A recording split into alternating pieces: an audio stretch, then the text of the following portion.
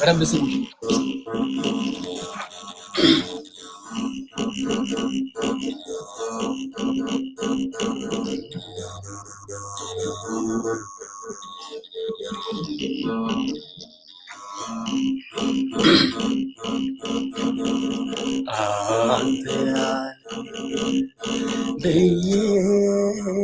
ሁሉን ትቼዋለሁ ቀረኝ የምለው ቢኖረኝ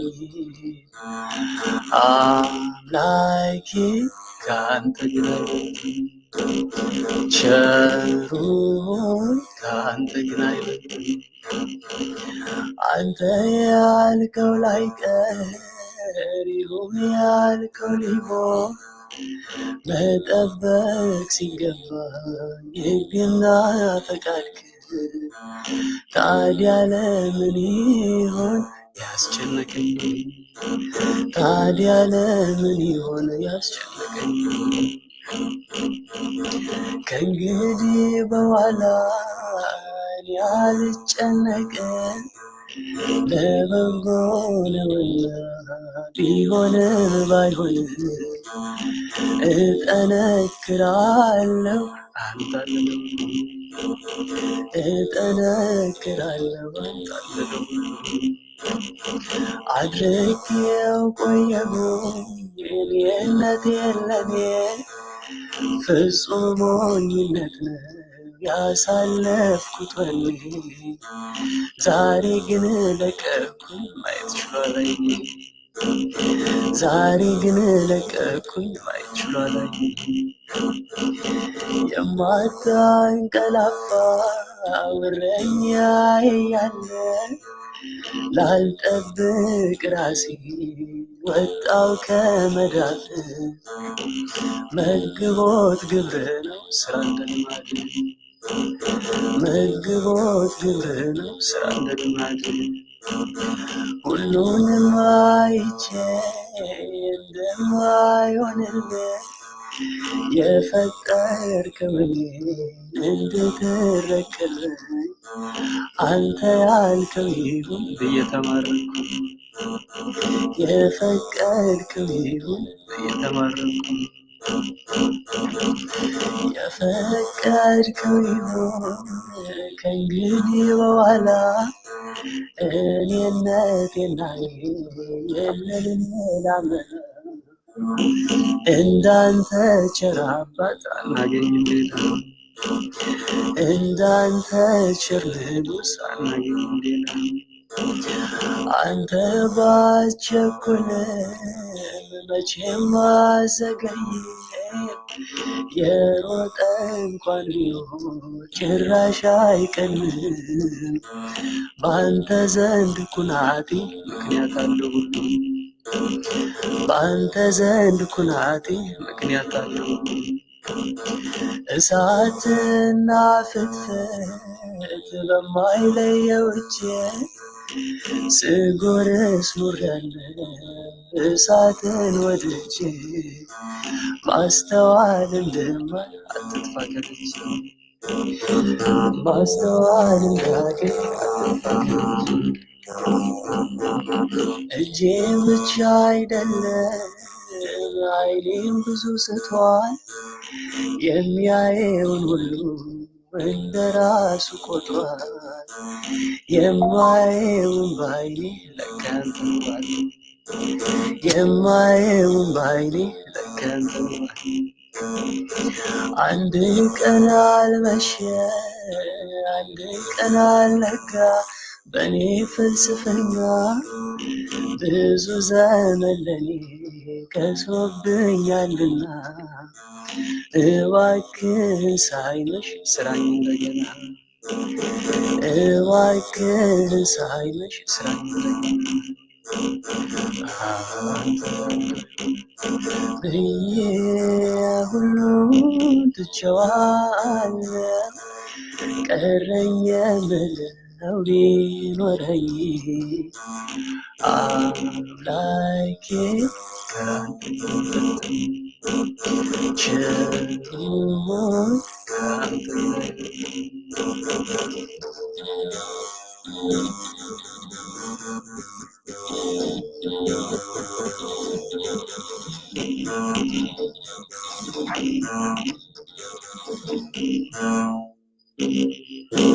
ወስብሐት ለእግዚአብሔር። እግዚአብሔር ያክብርልኝ።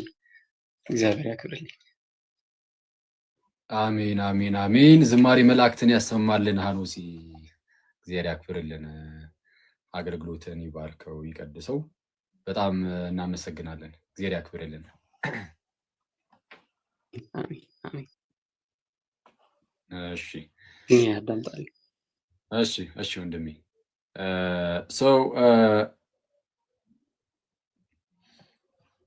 አሁን ቀጥታ ወደ ትምህርታችን እንለፍና እሱን ቶሎ እንጨርሳለን። ለአጭር ደቂቃ ነው አክቹዋሊ የምንማማሩ። በጣም በአጭር ደቂቃ ውስጥ ይሄ መሰረታዊ ትምህርት ስለሆነ ኢየሱስ የእግዚአብሔር ልጅ የሚለው እሱን ትንሽ ነገር ነግራችሁና እንጨርሳለን ማለት ነው። አንዴ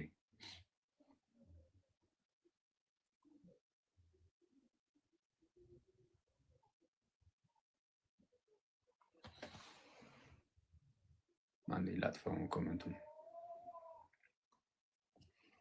ኦኬ ሰው እንግዲህ ዛሬ የገባንበት ርዕስ ኢየሱስ ክርስቶስ የእግዚአብሔር ልጅ በሚል ርዕስ ነው የገባነው እና ለምንድን ነው ይህንን ርዕስ የመረጥነው? እንዳልኳችሁ በዚህ በቪዲዮ ላይ እንዳስቀመጥኩላችሁ ዛሬ ቪዲዮ ሰርቼ አስቀምጫለሁ። ምናልባት ያላያችሁ ሰዎች እዛ ላይ ምን ብዬ ነበረ? ያው እንግዲህ ስተባበራችሁ ቪዲዮውን ሄዳችሁ ማየት ሳይጠበቅባችሁ እዚሁ ያሰነገራችሁ እሺ ከደረው ብቻ ግን በዚህ በእስልምና ውስጥ ቁርአን የሚባል መጽሐፍ አለ አይደለ? ቁርአን ለነሱ በቃ የፈጣሪ ቃል ነው፣ ቀጥታ ከሰማይ የወረደ ማለት ነው። እንደዛ እንደተጠረዘ ሆኖ ሳይሆን ቨርባል ኦራል በሆነ መልኩ እንደዚህ በቃል ደረጃ ከላይ ቀጥታ ቃል በቃል የመጣ ነው እና ቃል በቃል ከላይ ከሰማይ የመጣ ነው። ከዛ በኋላ የመሐመድ ልብ ውስጥ ይቀረጻል አይነት ነገር፣ ወይም በመሐመድ ልብ ውስጥ ያራል። ከዛ እነሱ ደግሞ ይናገራል። ሪሳይት ያለው ረስቴሽን ነው ራሱ ቁርአን ረስቴሽን ነው። ስለዛ መሐመድ ይለዋል ማለት ነው። ልክ እንዲህ እያለ ሲለው ይሉናል። ዘን የሚሰሙ ሰዎች ደግሞ ይጽፉታል። እሱ ሲናገር የሰሙትን ጽፈውታል። ስለዛ ይሄ ኪታብ ነው ማለት ነው፣ ወይ ሙስሐፍ መጽሐፉ እሱ በቃ መጽሐፍ ነው። ያ የተጻፈው ግን ቀጥታ ቃል በቃል ወርድ ፎር ወርድ ማለት ነው። ያና ነው ቃላቱ ቀጥታ ከዛ ነው የመጡት የሚል ነገር አለ። ሰው ለማንኛውም በዚህ መጽሐፋቸው ላይ አሁን ቁርአን የፈጣሪ ቃል ነው ወይ? በእኛ አይደለም። እሺ በእኛ አይደለም። ሙስሊም ወንድሞቻችን እንወዳችኋለን፣ እናከብራችኋለን። ግን ያው ቁርአን ግን ለኛ የፈጣሪ ቃል በፍጹም አይደለም። የፈጣሪ ቃል ለኛ ብሉያትና ሐዲሳት ናቸው። በእስትንፋሰ እግዚአብሔር ብለን የምንናገርላቸው የእግዚአብሔር መንፈስ ያለባቸው። የእግዚአብሔር መንፈስ ያለባቸው ስንል ቀጥታ የመንፈስ ቅዱስ ኢንስፓይሬሽን ያለባቸው መጽሐፍት ማለት ነው። እንደዛ ብለን የምንጠራቸው ብሉያትንና ሐዲሳትን ነው። ብሉያት እንግዲህ በሕግ እና በነቢያት የተነገሩ መጽሐፍት አሉን። በኋላ በሐዋርያቱ የተሰጡ ወይም የተነገሩ ደግሞ መጽሐፍት አሉ። እነሱ እንደዚህ እንዳሉ ሆነው ከዚህ ውጪ ከዛ ምንድነው ቤተክርስቲያን ከተመሰረተች በኋላ የተጻፉ መጽሐፍት በፍጹም ለኛ የፈጣሪ ቃል አይደሉም። ማለት ብዙ የተጻፉ መጽሐፍት አሉ። ቁርአን አይደለም የመጀመሪያው። ባይዚ ክርስትና ከተጀመረ በኋላ በጣም ብዙዎች የእግዚአብሔር ቃል ተብለው የተጻፉ በጣም ብዙ መጽሐፍት አሉ። የእግዚአብሔር ቃል ተብለው ለምሳሌ የቶማስ ወንጌል የእግዚአብሔር ቃል ተብሎ ነው የተጻፈው። የቶማስ ወንጌል ተብሎ የለም እኮ የቶማስ ወንጌል እንቀበላለን። የእግዚአብሔር ቃል ነው ተብሎ ስለመጣ ነው። ያውም በቶማስ ስም በቅዱስ ቶማስ ስም የተጻፈ ማለት ነው። እንደዛ ስለተጻፈ ብቻ በቃ የእግዚአብሔር ቃል ነው። አክቹዋሊ የድንግል ማርያም ወንጌልም የማርያም ወንጌልም የሚባል አለ። ስለዚህ አሁን በእመቤታችን ስም ስላለ በቃ እንደው በእመቤታችን ስም ሆነው በቃ የፈጣሪ ቃል እንላለን አንልም። ስለዚህ ቤተ ክርስቲያናችን ናት መጽሐፍን የምትሰጠ እንጂ ብድግ እያደረገ አንድ ሰው የፈጣሪ ቃል ነው ሰበላ እኛ አንቀበልም። ስለዚህ ይሄ ያው ይጠበቅልናል ማለት ነው አይደል? ይሄ መብታችን ይሄ ይጠበቅላችኋል። ሰው ቁርአን የፈጣሪ ቃል ነው ብለን አናምንም። ግን ያው ሙስሊም ወንድሞቻችን ያምናሉ እና በዚህ በሚያምኑት መጽሐፋቸው ላይ ክርስቲያኖች ይረገማሉ። ይነሲዝ አላህ ያጥፋቸው እያለ አላህ ይረግማቸዋል። ይረግመናል። አክቹዋሊ እኔም ክርስቲያን ሲጣራ እና አላህ ያጥፋቸው እያለ አላህ ይረግመናል። አላህ ያጥፋችሁ ያለበት ምክንያት ነው በጣም በሚያስገርም ሁኔታ ክርስቶስ የእግዚአብሔር ልጅ በማለታችን ነው። ክርስቶስ የእግዚአብሔር ልጅ ነው የሚለውን እኛ አይደለም እኮ ያመጣ ነው አይደል? የእምነታችን ጀማሪና ፈጻሚ ሊቀ ካህናትና ሐዋርያ የቤተ ክርስቲያናችን ራስ ብቸኛው ንጉሳችን ብቸኛው ጌታችን እርሱ ራሱ ነው የእግዚአብሔር ልጅ እንደሆነ በግልጽ የተናገረው። ይህ ኢየሱስ የእግዚአብሔር ልጅ የሚለው ቃል በታሳውሳላችሁ በማቴዎስ ወንጌል ምዕራፍ 16 ከቁጥር 13 ጀምሮ ሰዎች የሰው ልጅ ማን እንደሆነ ይሉታል ብሎ ጌታ ኢየሱስ ጠየቃቸው። ሐዋርያትን እኮ ነው የሚጠይቃቸው። እየሰማችሁ ነው ጋይስ? እሺ እየሰማችሁ ከሆነ ኢየሱስ ሐዋርያትን በአንድ ወቅት ጠየቃቸው። ምን ብሎ? እስቲ ሰዎች ስለኔ ምን ይላሉ? የማን ልጅ እንደሆንኩ ነው የሚናገሩት? ሰዎች የሰው ልጅ ማን እንደሆነ ይላሉ። ሰዎች የሰው ልጅ የማርያም ልጅ እኔን ማን ነው የሚሉኝ ሰዎች ብሎ ጠየቃቸው ሐዋርያቱ መለስ አደረጉና አንዳንዶች ኤልያስ ነው ይላሉ፣ አንዳንዶች መጥምቁ ዮሐንስ ነው፣ አንዳንዶች ኤርሚያስ ነው፣ አንዳንዱ ዮሐንስ እያሉ ነው። ኤልያስ ነው የሚሉ አሉ፣ ወይ ከነቢያት አንዱ ነው የሚሉ አሉ። ኢንጀነራል ከነቢያት አንዱ ነው ይላሉ ብለው ነገሩ ስለ ጌታችን ኢየሱስ ከነቢያት እንዳንዱ እኔ ነው። ጌታችን ነቢይ ነው። ጌታችን ነቢይ ነው ነው ጌታችን ነቢይ ነው አይደለ? ነው ግን ከነቢያት አንዱ ግን አይደለም፣ ይለያያል። ጌታችን ነቢይ ነው ሲባል ነቢይ ማለት መምህር ማለት ነው። መምህር ከመሆኑ አንጻር የእግዚአብሔርን ነገር ለእኛ ከመናገሩ አንጻር ወደፊት የሚፈጠሩ ነገሮችንም ከመናገሩ አንጻር ኢየሱስ ነቢይ ሊባል ይችላል። አንድምታችን ላይ የባህሪ ነቢይ ይሏል እና ነቢይ መባሉ ችግር የለም። ከነቢያት እንዳንዱ ግን በፍጹም ጌታችን ኢየሱስ ከነቢያት እንዳንዱ ግን አይደለም። ኢየሱስ የእግዚአብሔር ልጅ ነው። ሌሎችም የእግዚአብሔር ልጆች የተባሉ አሉ። ከእግዚአብሔር ልጆች ውስጥ እንደ አንዱ ማለት ግን አይደለም። ኢየሱስ ይለያል። እሱን እንግዲህ መታወቅ አለበት። ግን ከነቢያት አንዱ ነው ይላሉ ሰዎች አሉ። ስለዛ የነቢያት ተርታ ውስጥ ከተቱት ማለት ነው ጌታችንን። አንዳንዶች አይተዋል፣ ርቀት ላይ ያሉ ከክርስቶስ ርቀው ያሉ ከሐዋርያቱ ርቀው ያሉት እነሱ ስለ ሰው ልጅ ስለ ጌታችን ኢየሱስ ማለት ነው የሚናገሩት ከነቢያት አንዱ ከነቢያቱ ነው። ጌታችን ግን መለስ አድርግና ኦኬ እናንተስ ማን ትላላችሁ? ራቅ ያሉት እነሱ ኦኬ እንደዛ ብለዋል። ግን እናንተስ ከእግሬ ስር ቁጭ ብላችሁ የምትማሩ ሐዋርያት የኔ ደቀ መዛሙርት እናንተስ ማን እንደሆንኩ ትላላችሁ ብሎ ጠየቃችሁ። ያኔ ቅዱስ ጴጥሮስ ብድግ አለና መለሰ፣ የኔ ተወዳጆች እንዲህም አለ፣ አንተ ክርስቶስ የሕያው እግዚአብሔር ልጅ ነው። ጌታ አንተስ ክርስቶስ የሕያው እግዚአብሔር ልጅ ነህ። ይሄ በጣም ትልቅ ኮንፌሽን ነው። ይሄ ትልቅ ምስክርነት ነው። አንደኛ የምስክርነቶቹን ብዛት ኦኬ የሰው ልጅ እዛ ጋር የሚታየው ኢየሱስ ነው አይደለ? ኢየሱስን ማን ይሉታል ሲባል ከነቢያት አንዱ ነው። ምንድነው ኤርሚያስ፣ ኤልያስ፣ ዮሐንስ ምናምን ይላሉ አንዳንዶች። ወይ ደግሞ በቃ አጠቃላይ ከነቢያት እንዳሉ ምን ያህል አውርደው እንዳዩት ተመልከቱ። ይሄ አሁን ከሰማይ የሆነ መገለጥ ራሱ ተብሎ ራሱ አልተነገረላቸው። ይሄ ምድራዊ ነው። ይሄ ምድራዊ እውቀት ይባላል። ኢየሱስ ከነቢያት አንዱ ነው የሚለው እውቀት ምድራዊ እውቀት ነው። ሰማያዊው እውቀት ግን ጴጥሮስ ቀጣይ የተናገረው ነበር። ምክንያቱም ጌታችን ነግሮናል ሰማያዊ እውቀት እንደሆነ ምድራዊ እንዳልሆነ ከስጋና ደም ያልሆነ መገለጥ እንደሆነ ጌታችን ቀጥል አድርጎ ነገረን። ምን ብሎ አንተ ክርስቶስ የሕያው እግዚአብሔር ልጅ ነህ አለ። ኦኬ አንተ ኢየሱስ አንተ አለው ኢየሱስ አንተ ክርስቶስ ነህ አለ። የመጀመሪያው ኮንፌሽን የመጀመሪያው ምስክርነት ክርስቶስ ማለት መሲህ ቅቡ ማለት ነው። ይጠበቅ የነበረው የዳዊት ልጅ ከወገብህ ፍሬ በዙፋን ላይ አኖራለሁ ተብሎ ስለ መሲሁ አስቀድሞ ተነግሯል። የምትጠበቀው መሲህ ኧረ አንተ ነህ አለ። አንተ ክርስቶስ ነህ። የኢየሱስን ክርስቶስነት መመስከር ትልቅ ኮንፌሽን ትልቅ ምስክርነት ነው። እሺ ኢየሱስ እርሱ ክርስቶስ እንደሆነ መመስከር፣ ኢየሱስ እርሱ ምን እንደሆነ ክርስቶስ ቅቡ ይጠበቅ የነበረው መሲህ እርሱ እንደሆነ መሰከረ። ግን እዚህ ላይ ብቻ ግን አላበቃም። አዎ አንተ ኢየሱስ ክርስቶስ ነህ። ክርስቶስ መሲሁ አንተ ነህ። ግን መሲሁ ብቻ አይደለም፣ ይህ ይመጣ ዘንድ ያለው መሲህ ግን የሕያው እግዚአብሔር ልጅ ነው። በባህሪው የማን ልጅ ነው? የሕያው እግዚአብሔር ልጅ ነው። የሕያው እግዚአብሔር ልጅ ነው። ይሄ ትልቅ ምስክርነት ነው። ከዛም ጌታችን መለስ አደረገና ምን ቢለው ጥሩ ነው? ያው የዮና ልጅ ስምዖን ሆይ አለው። ጴጥሮስ ጌታችንን የማን ልጅ ነበር ያለው? ጴጥሮስ ጌታችንን የማን ልጅ አለው? የሕያው እግዚአብሔር ልጅ። ጌታችን ግን መለስ አደረገና ጴጥሮስ የሕያው እግዚአብሔር ልጅ አላለው። ጴጥሮስን የሕያው እግዚአብሔር ልጅ ኖ አላለው። አሁን ጌታችን የሕያው እግዚአብሔር ልጅ ሲባል ባህሪያዊ ልጅነቱ ነው። ስለዚህ አሁን በባህሪያዊ ልጅነት ስለሆነ እየተጠራሩ ያሉት ይላል ማን? ቅዱስ ዮሐንስ አፈወርቅ። ይህንን የመጽሐፍ ቅዱስ ክፍል ሲተረጉም ማለት ነው ምን ይለዋል? ልክ አንተ ክርስቶስ የሕያው እግዚአብሔር ልጅ ነህ ሲለው ጴጥሮስ ጌታችን ደግሞ መለስ ያደርግና የዮና ልጅ ስምዖን ሆይ፣ የሕያው እግዚአብሔር ልጅ ስምዖን ሆይ ሳይሆን የዮና ልጅ። ጴጥሮስ የእግዚአብሔር ልጅ ነው ማለት አይሁዳውያን የእግዚአብሔር ልጅ እንደሆኑ ይናገራሉ በጣም በብዙ ክፍል። ኦኬ እግዚአብሔርን አባታችን ይሉታል እና የእግዚአብሔር ልጆች ነን እኛስ አባታችን አንድ እግዚአብሔር ነው እያሉ ተናግሯል። ዮሐንስ ወንጌል ምዕራፍ 8 ላይ አይተናል። ግን የክርስቶስ ግን ለየት ያለ ነው፣ ባህሪያዊ ነው እና እሱን አሳያቸዋለሁ። እሺ እና ጴጥሮስን ሲናገር ብሏል የዮና ልጅ አለ። በስጋ የሚወልደውን አባቱን ጠራ። ዮና የጴጥሮስ አባቱ ነው። የኬፋ የጴጥሮስ አባቱ ማን ይባላል? ዮና። የዮና ልጅ ስምዖን ሆይ ይህንን ስጋና ደም አልገለጠልህም አለው። የትኛውን?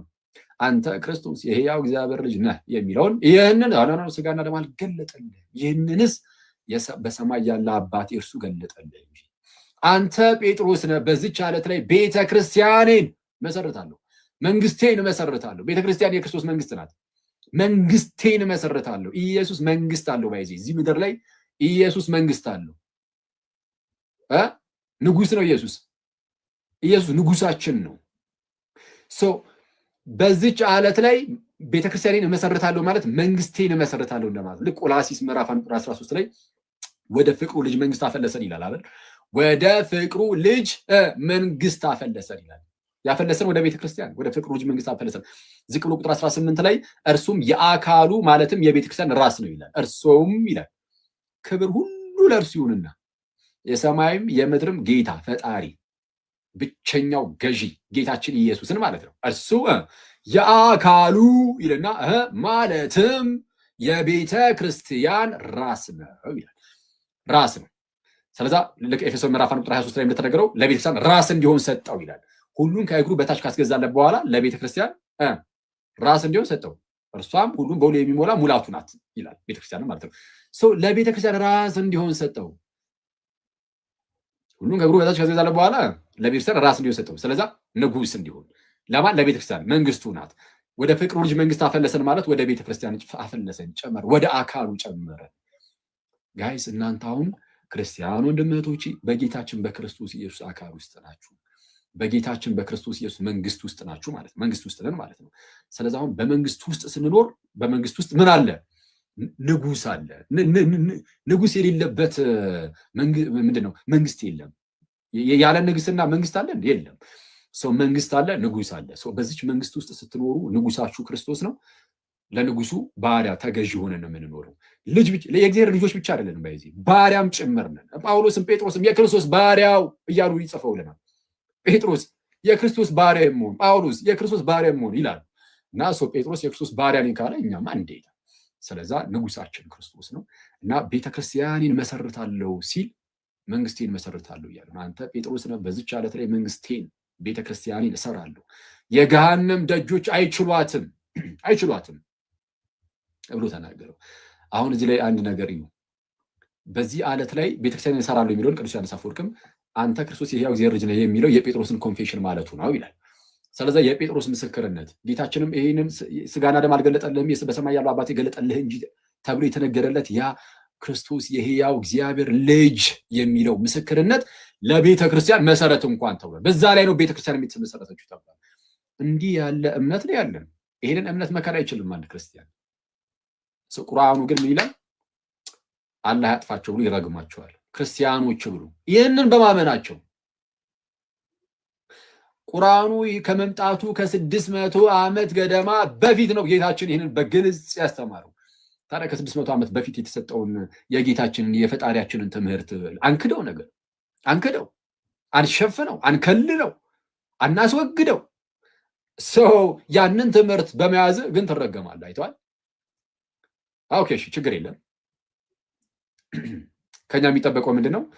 በፍጹም እንደውም ኢየሱስ እርሱ ክርስቶስ የእግዚአብሔር ልጅ መሆኑን የሚክድ እርሱ የተረገመ ነው ብለን ይሄ ትምህርት ከኛ የራቀ እንደሆነ እናሳያለን ማለት ነው። ከዚህ ጋር በተያያዘ ያው የቁርአን ክፍል ጠቅሼላችሁ ነበረ። 9ኛው ሱራን 30ኛው አያ ላይ ክርስቲያኖች አልመሲህ የአላህ ልጅ ነው ይላሉ፣ ይህ ግን በአንደበታቸው ያለው ቃላቸው ነው፣ እንደው አላህ ያጥፋቸው እያለ ይናገራል። ለማንኛውም የአላህ ልጅ ነው የሚለው ላይ እዛው ቪዲዮ ላይ ነግሬያችሁ ነበር። አሁን እንግዲህ አላህ የሚለው እግዚአብሔርን ከሆነ በቃ ክርስቶስ የእግዚአብሔር ልጅ ነው ብያቸዋለሁ። ግን በእስልምና ውስጥ ሙስሊም ወንድመቶች በደንብ ስሙኝ። አሁን እናንተ አላህ ብላችሁ በቃ የምታስቡት አምላክ አለ አይደለ? በህሊናችሁ የምታስቡት እናንተ የምታስቡት ራሱ የአምላክ የኢየሱስ አባት ነው ብዬ አላምንም። ፐርሰናሊ አይደል? እኔ እንደዛ ብዬ አላምንም። እናንተ የምታስቡት የአምላክ በዛ በቁርአናችሁ ላይ የተጻፈው ምናምን በሙሐመድን በኩል የተገለጠው እሱ የጌታችን የኢየሱስ አባት ነው ብለን አናምንም። እንደዛ አናምንም። ግን ኢየሱስ የእግዚአብሔር ልጅ ማለታችንን እሱን ተቃውሞ ስለሆነ ይህንን እየጻፈ ያለው አረ ኢየሱስ የእግዚአብሔር ልጅ ነው ብለን ዛሬ የተወሰነ ነገር ከመጽሐፍ ቅዱስ አሳያችኋለሁ። እና ይሄ መሰረታዊ ትምህርታችሁ ነው ክርስቲያኖች። ይህንን በተአምር ይህን ማወቅ ብቻ አይደለም ማሳወቅም አለባችሁ። ይህንን አሁን የምትሰሙ ወንድም እህቶቼ ሁላችሁም ታውቁታላችሁ። እርግጥ ቀለል ያለ ነገር ነው። መጽሐፍ ቅዱስን በግልጽ ስለሚናገሩ ብዙዎቹን ታውቋቸዋላችሁ። ኦፍኮርስ ሁሉንም ታውቋቸዋላችሁ። ግን ትይዙና በምን መልኩ ማስረዳት እንዳለባችሁ ነገራችሁና ቤታችሁ ውስጥ ላሉ ሰዎች ኢየሱስ የእግዚአብሔር ልጅ መሆኑን አሁን በማሳያችሁ መልኩ ታስረዳችኋላችሁ። እሺ፣ ለታናናሽ ወንድሞቻችሁ እህቶቻችሁ፣ ለታናናሽ ብቻ ለኩዮቻችሁ፣ ለጓደኞቻችሁ፣ ያው ይሄ በስራ ቦታ፣ በትምህርት ቤት፣ የሃይስኩል ተማሪዎች፣ የሰንበት ትምህርት ቤት ተማሪዎች፣ የዩኒቨርሲቲ ተማሪዎች ምናምን አላችሁ አይደለ? አውሩ እንጂ ስለ ክርስቶስ አውሩ። አታፍሩበትም አይደል? በክርስቶስ ታፍራላችሁ እንዴ?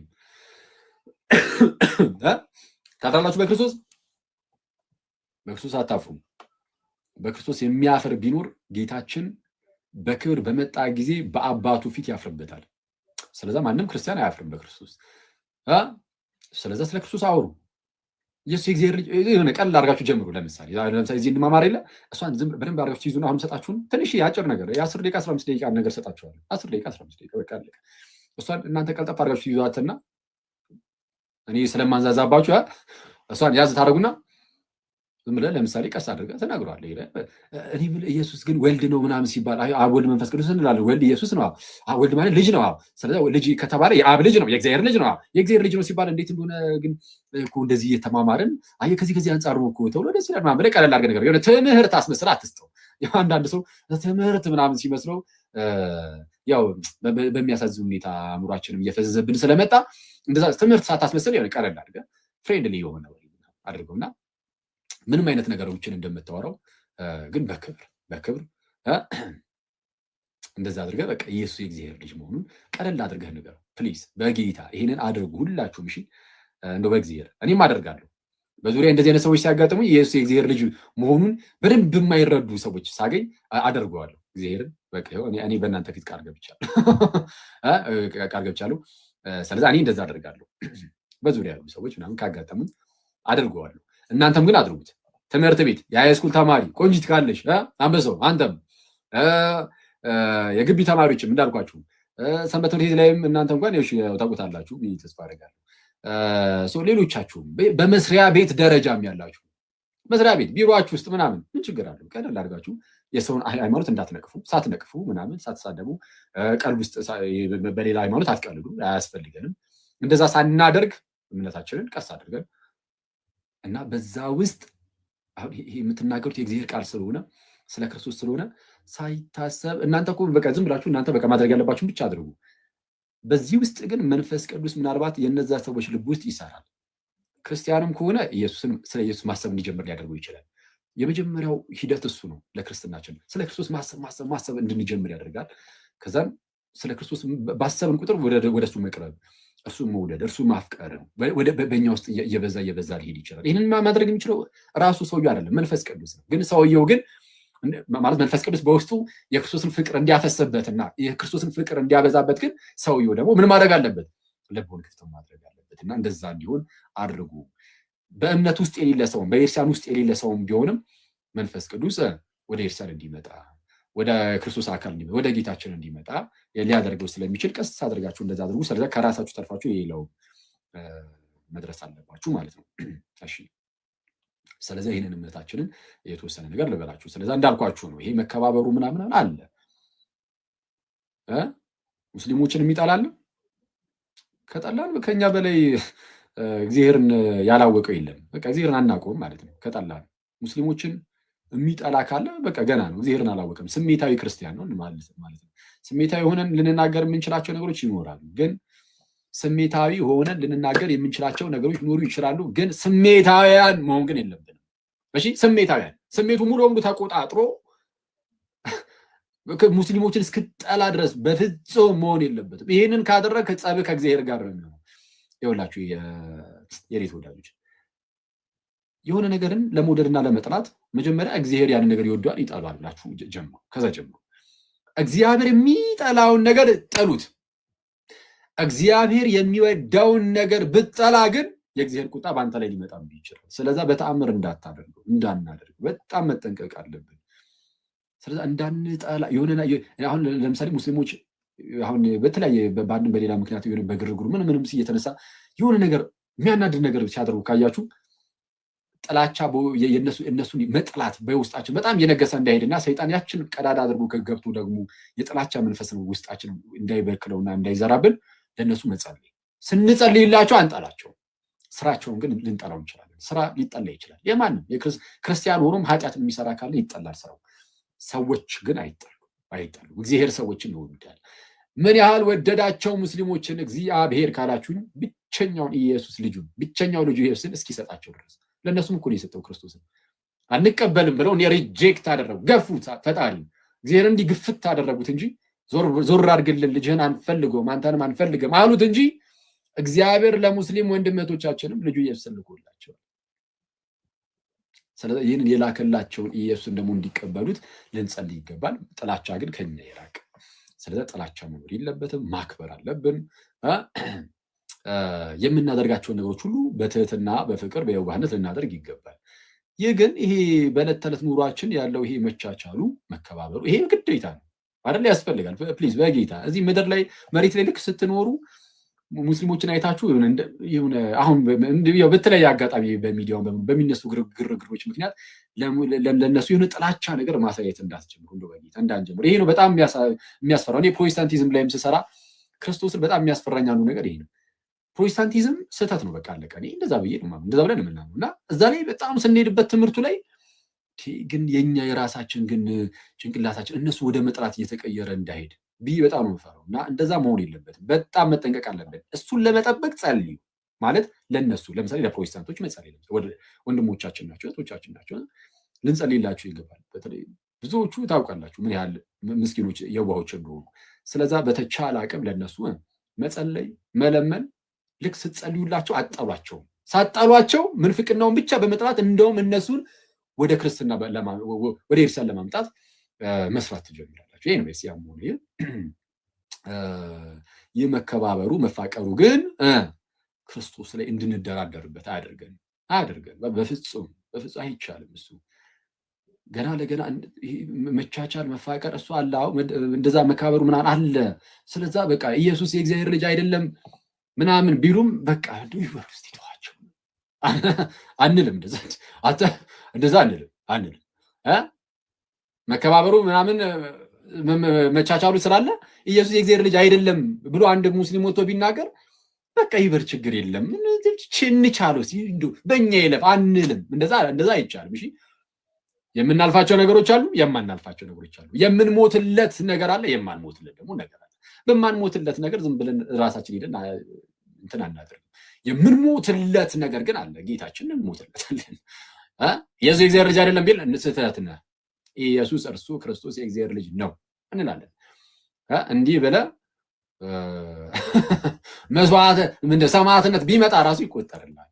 እንዲህ በማለት ከሆነ የሚመጣብህ ማለት ነው። ግን ዝም ብሎ በሆነ ባሉ ነው። ግን ዝም ብለን የሆነ ኳረር ውስጥ አንገባም። በሆነ ባሉ ጭቅጭቅ ውስጥ ግን አንገባም። በቃ ይሄኛው ግን ክርስቶስ ላይ ግን አንደራደርም። አምላካችን ነው፣ ጌታችን ነው፣ የእግዚአብሔር ልጅ የሚለው ትምህርታችን። ኢየሱስ ጌታ አይደለም የሚል ካለ ኢየሱስ ጌታ አይደለም የሚል ካለ ይሄን አንደራደርም። እኛ አይ ስህተት ነው እንላለን። ቦልድሊ በግልጽ ስትሬት ፎርዋርድ ይሄ ስህተት ነው።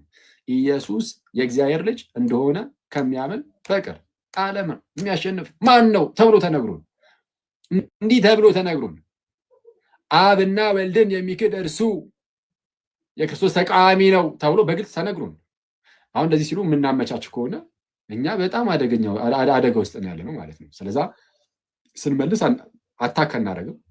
እነሱን ሰዎቹን ሙስሊም ወንድሞቻችንን አታክ አናደርጋቸውም። ግን ስህተት ናቸው። ኢየሱስ የእግዚአብሔር ልጅ ነው የሚለውን ግን ቦልድሊ እንናገራለን። ኢየሱስ እርሱ የማን ልጅ ነው? ኢየሱስ እርሱ መሲህ ነው፣ ክርስቶስ ነው። ግን የሕያው እግዚአብሔር ልጅ ነው። ኢየሱስ የእግዚአብሔር ልጅ ነው። ኢየሱስ የእግዚአብሔር ልጅ ነው። ኢየሱስ የእግዚአብሔር ልጅ ነው። ስለዛ በቁርአኑ ላይ አላህ ያጥፋቸው ምንም ቢልም በፍጹም ንቅንቅ የማይል አለት የሆነ እውነት ኢየሱስ የእግዚአብሔር ልጅ ነው የሚለው ስለሱ በጣም መታወቅ ያለበት ጋይስ። አሁን ሁለቱንም ማመጣጠን አለብን። አንደኛው የሰውን እምነት በጣም እየቀለድንበት ሰዎችን አታክ ወደ ማድረግ መግባት የለብንም። ይህንን የኔ አፕሮች ያ ነው። በቃ እኔ ብቻ ሳይሆን በክርስትናው አፕሮች ፕሪንስፕላችን ሰዎችን ማብሸቅ የለብንም። በጣም መጠንቀቅ አለብን። ግን ያው ስሜታዊ ስለምንሆን በጣም ይሄ ማብሸቅ ነገር እኛ ላይ ሲመጣብን ሲያበሽኩን ጌታችንን ሲሳደቡብን አምላካችንን ሲሳደቡብን ምን የእናንተ ይኸው ባይሆን የራሳችሁ መጽሐፍ ላይ እንደዚህ የሌለ እንደ እያልን አሁን ተለያዩ ሰዎች በጣም በስፋት እንደዚህ ያደርጉ የለም። በቃ እንግዲህ ከመጣው አንጻር በቃ እንደዛ አይደለም። ግን አዘ ፕሪንሲፕል ግን እንደ ፕሪንሲፕል ግን በቃ በየዋህነት ሰዎችን ባለማብሸቅ በቃ እንደዛ እናደርጋለን። ያንን እንይዝና ግን ደግሞ በጣም ለጠጠ ነው ግን እንዳይበሽቁ ብለን ግን የኢየሱስን የእግዚአብሔር ልጅነት ጸጥ የኢየሱስን አምላክነት የኢየሱስን ጌትነቱን የስላሴና የአምላካችን የእግዚአብሔርን ስሉስ አካልነት ጸጥ ምናምን ልንል ግን አንችልም። ስለዛ የሆነ አንደኛውን ጫፍ ብቻ ሳንለጠጥ እንደዚህ መካከል ላይ ሆነን በዚህ መልኩ ነው ማስቀመጥ ያለብን ብዬ አስባለሁ። እሺ ስለዚህ አሁን ሰብሰብ ስትሉ ከጓደኞቻችሁ ጋር ምናምን የምትማማሯትን ነገር ልስጣችሁ፣ በምን መልኩ እንደምትነግሯቸው ኢየሱስ የእግዚአብሔር ልጅ እንደሆነ ከመጽሐፍ ቅዱስ ለማሳየት ማለት ነው። እንግዲህ ኢየሱስ የእግዚአብሔር ልጅ ነው አይደለም ከሚለው ጋር በተያያዘ ብዙ ሰዎች የሚያነሱት ነገር ምን መሰላችሁ? አይ ኢየሱስ የእግዚአብሔር ልጅ አይደለም የሚሉና በተለይ በእስልምና ውስጥ ያሉ ወንድሞቻችን ምናምን ግን መጽሐፍ ቅዱስ ላይ እኮ የእግዚአብሔር ልጅ እንደሆነ ይናገራል ስትሏቸው በግልጽ ኢየሱስ የእግዚአብሔር ልጅ እንደሆነ መጽሐፍ ቅዱስ ይናገራል ስትሏቸው አይ ነው እሱ እኮ ሌሎችም ፍጥረታት የእግዚአብሔር ልጅ ተብለዋል፣ ለሌሎችም ፍጥረታት አብ አባት ተብሏል። ስለዛ የኢየሱስ የእግዚአብሔር ልጅነት ከሌላው የተለየ አይደለም። በቃ እንደዚህ እናንተ እንደምታስቡት አይነት ልጅነት ከሌላው ይሄ ሌሎች ፍጥረታት ምናምን እኛ ራሳችን የእግዚአብሔር ልጅ እንባል የለ ከኛ ሁሉ በተለየ መልኩ ኢየሱስ የእግዚአብሔር ልጅ አይባልም ይላል። እኛ ደግሞ ኧረ ይባላል እንላለን። ከማን ተምረን? ከሰማይ። ይሄ ምድር አለ፣ ይሄ ስጋና ደም የተገለጠ አይደለም፣ ከሰማይ የሆነ ጌታችን እንዳለን በምን እናውቃለን? እሱን ትንሽ ነገር ላሳያችሁ። ይሄ ኖርማል ምድር ላይ ያሉ ሰዎችም ፍጥረታት የእግዚአብሔር ልጅ እንደሚባሉ እንግዲህ በጣም ብዙ ማሳያዎች አሉ። ዘፍጥረት ምዕራፍ 6 ላይ ለምሳሌ በሴት በኩል የሚመጡ ዘሮች ማለት ነው። አዳም ሴትን ይወልድና ከዛን በሴት በኩል የሚመጡት ትውልዶች አሉ፣ በቃየል በኩል የሚመጡ ደግሞ ትውልዶች አሉ። እና በሴት በኩል የሚመጡ ትውልዶችን ዘፍጥረት ምዕራፍ 6 ቁጥር 2 ላይ የእግዚአብሔር ልጆች ብሏቸዋል። የእግዚአብሔር ልጆች። ኢሳይያስ ምዕራፍ 63 ቁጥር 16 ላይም ምን ይላል? አንተ አባታችን ነህ፣ ስምህም ከዘላለም ታዳጊያችን ይላል። አንተ አባታችን ነህ፣ ሰው አባታችን ተብሏል እግዚአብሔር። ሚልኪያስ ምዕራፍ 2 ቁጥር 10 ላይም ለሁላችን አንድ አባት ያለን አይደለምን? አንድ አምላክስ የፈጠረን አይደለምን ይላል። ስለዛ የተፈጠረው በአንድ አምላክ ነው፣ ለሁላችን ያለን አንድ አባት ነው እየተባለ ይነገራል። ስለዚህ የእግዚአብሔር ልጆች ተብሎ ወይም ደግሞ አብ አባታችን ነው ተብሎ እንደዚህ ሊጠራ ይችላል። መላእክትም የእግዚአብሔር ልጅ ተብለዋል። መላእክት በኢዮብ ምዕራፍ 1 ቁጥር 6 ላይ ትንቢተ ኢዮብ መጽሐፈ ኢዮብ ምዕራፍ 1 ቁጥር 6 ምዕራፍ 2 ላይም ከዕለታት በአንድ ቀን የእግዚአብሔር ልጆች በእግዚአብሔር ፊት ለመቆም መጡ ይልና ከዕለታት በአንድ ቀን የእግዚአብሔር ልጆች በማን ፊት? በእግዚአብሔር ፊት ለመቆም መጡ። በእግዚአብሔር ፊት የሚቆሙት መላእክት ናቸው አይደለ? በእግዚአብሔር ፊት የሚቆመው እኔ ገብርኤል ነኝ እንዳለ ሰው በእግዚአብሔር ፊት ለመቆም መጡ ይልና በመካከላቸው ማን ነበረ? በመካከላቸውም ሰይጣን ነበረ። ሰይጣን ደግሞ በመካከላቸው መጣ ይላል። ኢዮብን ለመፈተን ፍቃድ ሊወስድ ማለት ነው ከእግዚአብሔር። ስለዚህ የእግዚአብሔር ልጆች ተብሎ ደግሞ እንደዚህ ይጠራሉ። መላእክት የእግዚአብሔር ልጆች ተብለዋል። ሰዎች የእግዚአብሔር ልጆች ተብለዋል። አይሁዳውያን የእግዚአብሔር ልጆች ተብለዋል። ቅድም እንዳልኳችሁ ዮሐንስ ምዕራፍ 8 ላይም አንድ አባት አለን እርሱም እግዚአብሔር ነው ብለው አይሁዳውያን ሲናገሩ አይተናል። ታዲያ የጌታችን በምንድን ነው የሚለየው ከተባለ አጠር አድርጌ ነው የምነግራችሁ። የመጀመሪያው በመጽሐፍ ቅዱሳችን ላይ የእግዚአብሔር የገዛ ልጁ ተብሎ የተጠራ ከጌታችንና ከመድኃኒታችን ከኢየሱስ ክርስቶስ በቀር ማንም የለም። ነጥብ 1 በሉ። ነጥብ 1 የእግዚአብሔር የገዛ ልጅ የእግዚአብሔር የገዛ ልጁ his own son የራሱ የገዛ ልጁ የገዛ ልጅ ተብሎ ሊጠራ የሚችለው ከኢየሱስ በቀር ማንም የለም በመጽሐፍ ቅዱሳችን። አብም የገዛ አባቱ ተብሎ ለኢየሱስ ካልሆነ በስተቀር ሌላ ለማንም ሊጠራ አይችልም። በመጽሐፍ ቅዱሳችን ላይ ኢየሱስ የእግዚአብሔር የገዛ ልጁ ተብሎ ተጠርቷል ብቻው፣ ሌላ አይጋራውም ይሄንን አገላለጽ። ምክንያቱም የገዛ የሚለው ቀጥታ ከእርሱ የተገኘ እንደሆነ ስለሚያሳይ የገዛ ነው የሚለው ማስረጃ ሮሜ ምዕራፍ 8 ቁጥር 32 ላይ የሚላል ለገዛ ልጁ ያራራለት ነገር ግን ስለ ሁላችን አሳልፎ የሰጠው እንዲያ ሁሉን ነገር ከእርሱ ጋር እንዴት አይሰጠንም ይላል። ለማን ያራራ? ለገዛ ልጁ ያራራለት። ለገዛ ልጁ ያራራለት ካለ ኦኬ፣ ኢየሱስ የገዛ ልጁ ነው። ኢየሱስ ምኑ ነው? የገዛ ልጁ ነው። የገዛ ልጁ ነው ማለት ቀጥታ ከእርሱ የሚገኝ ነው ማለት ነው። ልክ ለምሳሌ ያንተ የገዛ ልጅህ ከተባልክ ቀጥታ ከአንተ የተወለደ ነው ማለት ነው። ኢየሱስ የአብ የገዛ ልጁ ተብሎ ተነግሮለታል። አብም ደግሞ ለኢየሱስ የገዛ አባቱ ተብሎ ተነግሮለታል። ብቻ ለኢየሱስ ብቻ። ዮሐንስ ወንጌል ምዕራፍ 5 ከቁጥር 17 ጀምሮ ጌታችን ኢየሱስ እንዲህ አለ፣ አባቴ እስከዛሬ ይሰራል እኔም ደግሞ እሰራለሁ አለ። የአገላለጽ በጣም ከባድ አገላለጽ ነው። እንዲህ የሚል አለ፣ አባቴ እስከዛሬ ይሰራል እኔም እሰራለሁ የሚል ማለት አለ። ማንም የለም ከማን በቀር የገዛ ልጁ ከሆነው ከጌታችን በስተቀር እና እንደ ሰው አባቴ እስከዛሬ ይሰራል እኔም ደግሞ እሰራለሁ አለና ዝቅ አለና እዛው ቁጥር 18 ላይ ቀጣይ ቨርስ ማለት ነው። ቅዱስ ዮሐንስ እንደዚህ አለ፣ እንግዲህ ሰንበትን ስለሻረ ብቻ አይደለም ይልቁንም ራሱን ከእግዚአብሔር ጋር አስተካክሎ እግዚአብሔር የገዛ አባቴ ነው ስላለ አይሁድ ሊገሩት ይፈልጉ ነበር አለ። እንደው ተቋረጠ መሰለኝ አንዴ እንትን መጣብኝ። እስቲ ቆይ እሺ፣ ይሰማል ብዬ ተስፋ አደርጋለሁ። ኢየሱስ እንግዲህ ሰንበትን ስለሻረ ብቻ አይደለም ይልቁንም ራሱን ከእግዚአብሔር ጋር አስተካክሎ ራሱን ከእግዚአብሔር ጋር ምን አድርጎ አስተካክሎ እኩል አድርጎ ራሱን ከእግዚአብሔር ጋር እኩል አድርጎ እግዚአብሔር ምን ነው ይላል የገዛ አባቴ ነው ስላለ አይሁድ ሊገድሉት ይፈልጉ ነበር። ያለ አብዝተው ይፈልጉት ነበር። እግዚአብሔር ምን ነው ስላለ መጽሐፍ ቅዱሳችሁን ገልጣችሁ ታነበው እግዚአብሔር አባቴ ነው ስላለ ተብሎ ተተርጉሞ ልታገኙ ትችላላችሁ። አማርኛው ላይ ግን ትክክለኛው ትርጉም የገዛ አባቴ ነው የሚለው። ብዙዎች እንግሊዝኛ ቨርዥኖች ጥሩ ናቸው። his own father ይላል ወይም my own father። የገዛ አባቴ አለ። አብ የገዛ አባቱ ተብሎ የሚነገርለት ለኢየሱስ ነው። ለአብ የገዛ ልጁ ተብሎ የሚነገርለትም ለኢየሱስ ብቻ ነው። ከኢየሱስ ውጭ ካለ አንድ ማስረጃ አምጡ ብሎ መጠየቅ ይቻላል። አንድ ማስረጃ የገዛ ልጁ ተብሎ ማንም የለም። የገዛ አባቱ ተብሎ አንድም የለም። በጌታችንና በወልድና በአብ መካከል ያለው አንዱ ግንኙነት ይሄ ነው። ስለዚህ የመጀመሪያው ነጥብ ይሄ ነው። የገዛ ልጅ የገዛ አባት ተብሎ የሚቀመጠው ይሄ አገላለጽ። ሁለተኛ ነጥብ ኢየሱስ ለአብ የገዛ ልጁ ከሆነ የአብ የገዛ ልጁ ደግሞ ስንት ነው? አሁን የገዛ ልጅ ብዙ የገዛ ልጆች አሉት? ያሉት አንድ ብቻ ነው የገዛ ልጅ። ስለዛ ብቸኛ ልጁ ነው ኢየሱስ ለአብ። ከዚህ አንጻር ማለት ነው የገዛ ልጅ የሚለው ለየት ያለ ስለሆነ ምንድነው የገዛ ልጅ የሚለው ለየት ያለ አገላለጽ ስለሆነ ወይም ደግሞ ለየት ያለ ልጅነት ከራስ የተገኘ አይነት ልጅነት ስለሆነ በእንደዚህ አይነት ልጅነት ደግሞ አብ ስንት ልጅ አለው ከተባለ አንድ ብቻ። እኛው ልጆቹ ነን፣ ግን የገዛ ልጆቹ አይደለንም። የገዛ ልጅ አንድ ብቻ ነው ያለው፣ እርሱም ጌታችንና መድኃኒታችን ኢየሱስ ክርስቶስ ይባላል። ኢየሱስ ብቻ ነው የአብ ልጅ። ማስረጃ ዮሐንስ ወንጌል ምዕራፍ 1 ቁጥር 14 ላይ ቃልም ሥጋ ሆነ በእኛም አደረ ጸጋንና እውነትንም የተመላ ነው ይልና አንድ ልጅም ከአባቱ ዘንድ እንዳለ ያለውን ክብሩን አየን አለ። ስንት ልጅ? አንድ ልጅ። ከብዙዎች መካከል አንዱ ልጅ አይደለም፣ ብቸኛ ልጅ ማለት ነው። ሂዝ ኦንሊ ቢጋትን ሰን ማለት ነው። ኦንሊ ቢጋትን ሰን፣ ኦንሊ ቢጋትን ሰን፣ ብቸኛ ልጅም አንድያ ልጅም፣ ብቸኛ አንድያ ልጅ፣ አንድ ልጅም አለ። ብቸኛ ልጅ አለው። እኛስ ልጆቹ አይደለንም? ለአብ ነን፣ ግን የክርስቶስ ልጅነት ይለያል። የገዛ ልጁ ነው ኢየሱስ። ለአብ የገዛ ልጁ ከእርሱ የሚገኝ የሆነ ልጁ፣ በስጦታ የተሰጠው አይደለም፣ የገዛ የሆነ ልጁ እንደዛ በመሆኑ ምክንያት ብቸኛ ልጁ ነው።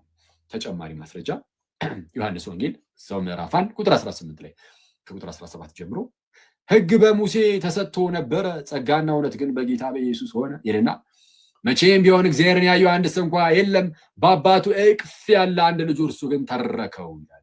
በአባቱ እቅፍ ያለ አንድ ልጁ አንድ ልጁ ማለት ከብዙዎች መካከል አሁንም ደግሞ ያለው ከብዙዎች መካከል አንዱ ማለት አይደለም። ሂዝ ኦንሊ ቢጋትን ሰን ነው፣ ብቸኛ ልጁ አንድያ ልጁ እርሱ ተረከው። በአባቱ እቅፍ ያለን የተባለው ምንድን ነው? በአባቱ እቅፍ ያለ ማለት አገላለጹ ራሱ አያስገርም? በእርሱ እቅፍ ያለ እና እቅፍን ከመተረክ ጋር አገናኝቶታል። እግዚአብሔር ላይ አንድ ሰው እንኳን የለም ተባለ። ሙሴ እኮ ምን ያህል ጊዜ እግዚአብሔር እንዳነጋገሩ አስቡ። ምን ያህል ጊዜ ሙሴ እግዚአብሔርን አነጋገረው። እንደ ሙሴ ያለ ነቢይ አይነሳም በእስራኤላውያን ወይም በአይሁዳውያን ተባለ። ግን ስለ ኢየሱስ እሱ ራሱ እንግዲህ የሙሴ ራሱ ጭንቅላታችን ውስጥ ይዘነው ግን ምን አለ? መቼም ቢሆን እግዚአብሔርን ያየው አንድ ሰው እንኳ የለም። አንድ ሰው እንኳ የለም ከተባለ ሙሴ ራሱ ማለት ነው ጨምሮ። ጌታችን ግን በአባቱ እቅፍ ያለ ብቸኛ ልጅ ተባለና እርሱ ተረከው ተባለ። ማየት አይደለም ይተርከዋል። ጌታችን አብን ተረከው ተባለ። ለምን? የባህሪ ልጁ ነው፣ የገዛ ልጁ ነው፣ የገዛ ልጁ ነው። አንድ ቻል ዘንሰካሽ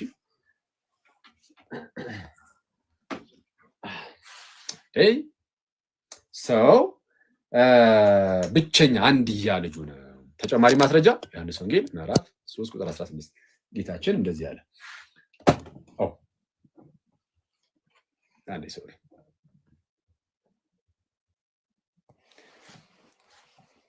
በእርሱ የሚያምን ሁሉ የዘላለም ሕይወት እንዲኖረው እንጂ እንዳይጠፋ እግዚአብሔር አንድያ ልጁን አሳልፎ እስኪሰጥ ድረስ ዓለምን እንዲሁ ወዶታል አለ። በእርሱ የሚያምን ሁሉ የዘላለም ሕይወት እንዲኖረው እንጂ እንዳይጠፋ እግዚአብሔር አንድያ ልጁን ማለትም ብቸኛ ልጁን እስኪሰጥ ድረስ ዓለምን እንዲሁ ወዶታል። ስለዛ ኢየሱስ የአብ ብቸኛ ልጁ አንድያ ልጁ ነው ማለት ነው። እዛ ወደ ዝቅራችሁ ቁጥር 18 ላይም በእርሱ የሚያምን የዘላለም ሕይወት አለው፣ በእርሱ የማያምን ግን በአንዱ በእግዚአብሔር ልጅ ስም ስላላመነ አሁን ተፈርዶበታል። በማን ስላላመነ? በአንዱ በእግዚአብሔር ልጅ። ስለዛ ኢየሱስ የአብ ብቸኛ ልጁ ከመሆኑ አንጻር እንደኛ ያለ አይነት ልጅነት እንዳልሆነ እናውቃለን። ሁለት ነጥብ እናሳያችሁ። የመጀመሪያው ነጥብ ምን ነበር? የገዛ ልጅ ኢየሱስ የገዛ ልጁ መሆኑን አሳይቻችኋለሁ። አብም ለኢየሱስ የገዛ አባቱ እንደሆነ አሳይቻችኋለሁ። የገዛ ልጁ ከመሆኑ አንጻር ብቻውን ነው ልጅ፣ ማንም ሰው አይጋራውም የሱን ልጅነት ብያችሁ ነበረ። ብቻውን ልጅ እንደሆነ ደግሞ አሁን አሳያችሁ። ሁለተኛው ነጥብ ደግሞ ብቸኛ ልጅ የሚለው ነው። የገዛ ልጅ፣ ብቸኛ ልጅ። ሶስተኛ ነጥብ ብቸኛ ልጅ በመሆኑ ምክንያት ከሌላው ጋር ሲነጻጸር ደግሞ የተወሰነ ላሳያችሁ። ከሌላው ጋር ምን ሲል ሲነጻጸር? ከሌሎች ከነቢያት፣ ከመላእክት፣ ከትልልቅ ቅዱሳን ሰዎች አነጻጽረን ደግሞ እኔ እሺ ስናነጻጽር ከዕብራውያን እስቲ ከመላእክትን ጀምር። እሺ ከመላእክት ጋር እናነጻጽር የሱ ልጅነት። እንግዲህ መላእክት የእግዚአብሔር ልጆች ተብለዋል። እንዳሳያችሁ በኢዮብ ምዕራፍ 1 ቁጥር 6 ምዕራፍ 2 ላይም በዕለት ከዕለታት በአንድ ቀን የእግዚአብሔር ልጆች በእግዚአብሔር ፊት ለመቆም መጡ ይላል። የእግዚአብሔር ልጆች በእግዚአብሔር ፊት ለመቆም መጡ፣ ሰይጣንም ደግሞ በመካከላቸው መጣ ብሏል። ስለዛ የእግዚአብሔር ልጆች ተብለዋል መላእክት። ግን ከክርስቶስ ጋር ሲነጻጸሩ ዕብራውያን ምዕራፍ 1 ቁጥር 5 ይላል ከመላእክትስ አንተ ልጄ ነህ፣ እኔ ዛሬ ወልጄሃለሁ፣ ደግሞም እኔ አባቱ ሆናለሁ፣ እርሱም ልጅ ይሆነኛል ያለው ከቶ ለማን ነው? አንተ ልጄ ነህ፣ እኔም አባቱ ሆናለሁ። ኦኬ ከመላእክትስ አንተ ልጄ ነህ፣ እኔ ዛሬ ወልጄሃለሁ፣ ደግሞም እኔ አባቱ ሆናለሁ፣ እርሱም ልጅ ይሆነኛል ከቶ ለማን ብሏል? ከመላእክት ለማንም አላለም ተባለ። ልጄ ምናምን ነው አላለም። ከመላእክት ለማንም አላለም ማለት ከማን በቀር?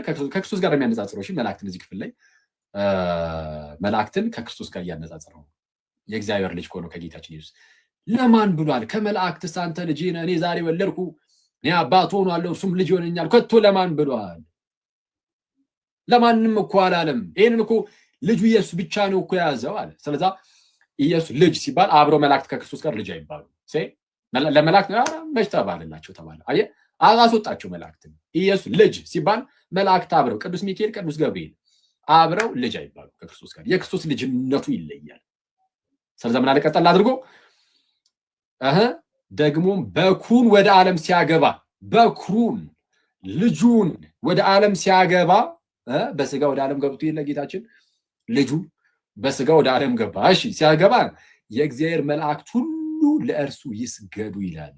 አረ በስመ አብ! ይሄ በጣም ፓወርፉል ለክ ከመላእክትስ አንተ ልጄ ነህ እኔ ዛሬ ወለድኩ እኔ አባቱ ሆኗለሁ እርሱም ልጅ ሆኛለሁ ለማን ብሎ ነበረ? አላለም እኮ አለና ደግሞ በኩሩን ወደ ዓለም ሲያገባ እንደውም በኩሩን ወደ ዓለም ሲያገባ አለ ልጁን ወደ ዓለም ሲያገባ የእግዚአብሔር መላእክት ሁሉ ለእርሱ ይስገዱ ይላል። ለልጁ ንጽጽሩን ያያችሁት ነው።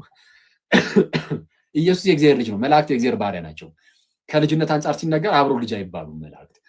ስለዚህ አሁን ንጽጽሩን ይዩት። ኢየሱስ ነው የእግዚአብሔር ልጅ የሚባለው። እንደውም መላእክት ወደ ዓለም በኩሩ ሲገባ የሚሰግዱ ናቸው። ለማን? ለበኩሩ፣ ለልጁ ለኢየሱስ አይደል ያለው? ደግሞም በኩሩን ወደ ዓለም ሲያገባ የእግዚአብሔር መላእክት ሁሉም ለእርሱ ይስገዱ ይላል። ማነው ለክርስቶስ የሚሰግደው አለ? ወይም ለበኩሩ ለልጁ ለእግዚአብሔር ልጅ የሚሰግደው ማነው አለ? የተወሰኑ መላእክት ሚካኤልና ገብርኤል፣ ቅዱስ ሚካኤልና ቅዱስ ገብርኤል ነው። መላእክቱ የእግዚአብሔር መላእክት የተባለ ሁሉ የእግዚአብሔር መላእክት ሁሉም ለእርሱ ይስገዱ። በስመ አብ! ጌታችን እንዴት ያለ ክብር ነው ያለው! አስባችሁታል? በእግዚአብሔር ስም የእግዚአብሔር መላእክትን አስቧቸው ጋይስ፣ ምን አይነት ክብር እንዳላቸው። መናፍስት ናቸውና መናፍስት ናቸው እና እነዛ መናፍስት የእግዚአብሔር መላእክት እነዛ ኃያላን እነዛ ሁሉም ይላል ባይዜ ይሰመርበት ሁሉም ለኢየሱስ ይሰግዳሉ። በኢየሱስ ፊት የሚንበረከኩ ናቸው። ኧረ በስመ አብ! ክብር ሁሉ ለጌታችን በእውነት እና ከመላእክት አንተ ልጄ ነህ እኔ ዛሬ ወለድኩ እኔ አባቱ ሆናለሁ እርሱም ልጅ ይሆነኛል ከቶ ለማንም ደግሞ በኩሩን ወደ ዓለም ሲያገባ የእግዚአብሔር መላእክት ሁሉም ለእርሱ ይሰግዳሉ ይላል። ስለዚህ አሁን በንጽጽር ደረጃ መላእክት እንኳን አብሮት ልጅ አይባሉም ተባለ። የእርሱ ልጅነት ከፍ ያለ ነው፣ ለየት ያለ ነው። መላእክትን ሁሉ የሚያሰግድ ነው። መላእክት ሁሉ የሚያመልኩት ጌታ ነው ኢየሱስ ማለት ነው፣ የእግዚአብሔር ልጅ ማለት ነው። ንጽጽሩ ከመላእክት አንጻር ስታነጻጽሩት ይኸው ተመልከቱ። እሺ ሁለተኛ ከሙሴ አንጻር እናደርገው። ሙሴ እንዳንተ ያለ ነቢይ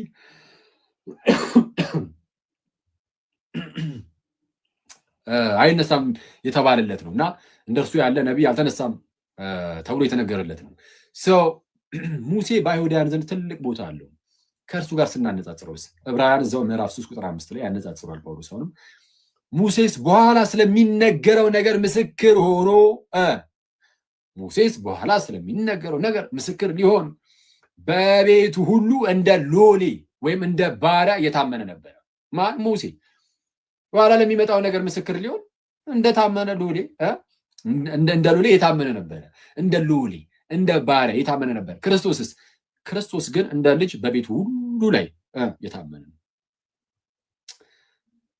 ሙሴ እንደምን? እንደ ባሪያ እንደ ሎሌ የታመነ ነበር። ክርስቶስ ግን እንደ ልጅ። ልዩነታቸውን አያችሁ? የክርስቶስ ልጅነትን ክርስቶስ ልጅ ሲባል መላእክት አብረው ልጅ አይባሉም፣ ባሪያ ናቸው። ለክርስቶስ ጭራሽ የሚሰግዱ ናቸው። ክርስቶስ ልጅ ሲባል ሙሴ አብሮ ልጅ አይባልም። ሙሴ እንደ ሎሌ ነው፣ እንደ ባሪያ ነው። ክርስቶስ ነው እንደ ልጅ ተባለ። አሁን ሙሴ የእግዚአብሔር ልጅ አይደለም እንዴ? ሙሴ ከአይሁዳውያን ጋር አብሮ የእግዚአብሔር ልጅ ነው። ግን ከክርስቶስ ጋር ልክ አብሮ ሲቀርብ ሙሴ ልጅ አይደለም፣ ብቻውን ኢየሱስ ልጅ ይሆናል። እንደ አጠቃላይ ከነቢያት አንጻር ላነጻጽርላችሁ። ዕብራውያን ምዕራፍ 1 ቁጥር 1 ላይ ታስታውሳላችሁ። ምንድን ነበር ያለው? የዕብራውያን ጸሐፊ ቅዱስ ጳውሎስ ዕብራውያን ምዕራፍ 1 ቁጥር 1 ላይ እግዚአብሔር ከጥንት ጀምሮ በብዙ አይነትና በብዙ ጎዳና ለአባቶቻችን በነቢያት ተናግሮ ይላል። ልክ እግዚአብሔር ከጥንት ጀምሮ በብዙ አይነትና በብዙ ጎዳና ለአባቶቻችን በማን ተናግሮ? በነቢያት ተናግሮ ይላል። እሺ ከጥንት ጀምሮ በነቢያት ነበር የተናገረው። በነቢያት ተናግሮ አሁንስ ሁሉን ወራሽ ባደረገው ደግሞም ዓለማትን በፈጠረበት በልጁ በዚህ ዘመን መጨረሻ ለእኛ ተናገረናል። ከዚህ ቀደም ለነበሩት አባቶቻችን በነቢያት ነበር የተናገሩ አለና ጳውሎስ ቀጠል አደረገና ለእኛ ግን አለ ሁሉን ወራሽ ባደረገው ደግሞም ዓለማትን በፈጠረበት በልጁ በነቢዩ በልጁ እነዛን ነቢያት ብሏቸው ነበረ።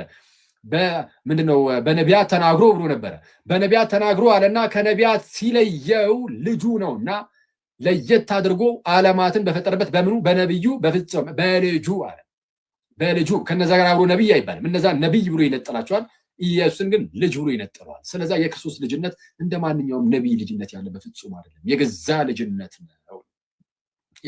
ነው።